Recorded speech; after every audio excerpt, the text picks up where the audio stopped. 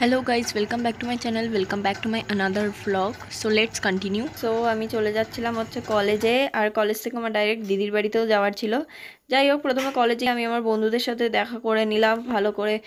তারপরে আমরা একটু হাসি মজা এইসব তো আমাদের মধ্যে সবসময়ই চলে, এগুলো করলাম। তারপরে ক্লাসও করে গেছিলাম, আর ক্লাস করে তারপরে দিদির বাড়ির দিকে চলেও গেছিলাম। আর এটা হচ্ছে আমার দিদির পাড়াতে, মানে পাড়ার রাস্তাটাতে আছি আমি, দিদির বাড়িতে যাব।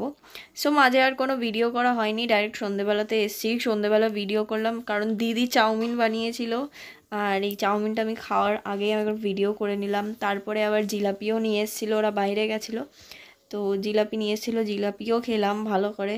আর আমার জিলাপি খেতে খুবই ভালো লাগে, আর জিলাপিটা ভালোও ছিল খেতে, বেশ মুচমুচে ছিল, আর কিন্তু একটু মিষ্টি ছিল। তারপরে রাতে আমি দিদিকে মেহেন্দি পরালাম একটুকুনি সাবানের জন্যে। আর পরের দিন মানে রবিবার আমি এই মেলা থেকে এই জিনিসগুলো কিনেছিলাম। তারপর সেদিন আর কোনো ভিডিও করা হয়নি। সোমবার বাড়ি আসার সময় ডাইরেক্ট ভিডিও স্টার্ট করেছিলাম। ঘুগনি পরোটা দিদি বানিয়েছিল, খেয়ে নিয়েছিলাম সকালে, তারপরে বেরিয়ে গেছিলাম। কিন্তু সকালবেলা যেমন ভালো মুড নিয়ে আমি বেরিয়েছিলাম, বুঝতে পারিনি যে স্টেশনে যেতে যেতে বা স্টেশনে থাকাকালীন আমার এরকম মুডটা খারাপ হয়ে যাবে। তার কারণ হচ্ছে সবার আজকে যাওয়ার ছিল হচ্ছে ধর্মতলা।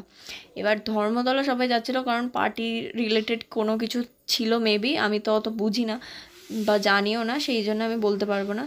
তো ট্রেনের পর ট্রেন মিস করেছি, কারণ ট্রেনে এত অতিরিক্ত ভিড় ছিল যে ট্রেনের পর ট্রেন আমি জাস্ট মিস করে গেছি। যদিও বা শ্রীরামপুর থেকে ট্রেনে উঠেছিলাম, রিক্সায় আমাকে আবার দাঁড়িয়ে যেতে হলো। তারপরে রিক্সাতে ওরকম 3-4টে ট্রেন মিস করার পর আমি একটা ব্যান্ডেল লোকালের ট্রেন ধরে আবার বাড়িতে আসলাম।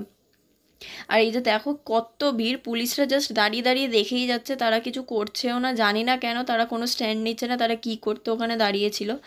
তো আমি তো এত কিছু বলতে পারবো না কী চলছে না চলছে, বাট এগুলো একদমই উচিত না। জানি না ওরা কেন দাঁড়িয়েছিল। যাই হোক, আমার অবস্থা খুবই খারাপ হয়ে গেছিলো সেদিনকে বেলুড়ে নেমে, দেখতেই পাচ্ছ আমার মুখের অবস্থা। তাই আমি আর কোনো ভিডিও করিনি, তারপরে আমি ডাইরেক্ট বাড়িতে চলে এসেছিলাম। আর আজকে আমার এই ভিডিওটা এইটুকুই। তোমাদের যদি ভালো লেগে থাকে তাহলে লাইক শেয়ার কমেন্ট করতে ভুলো না। Thanks for watching, by.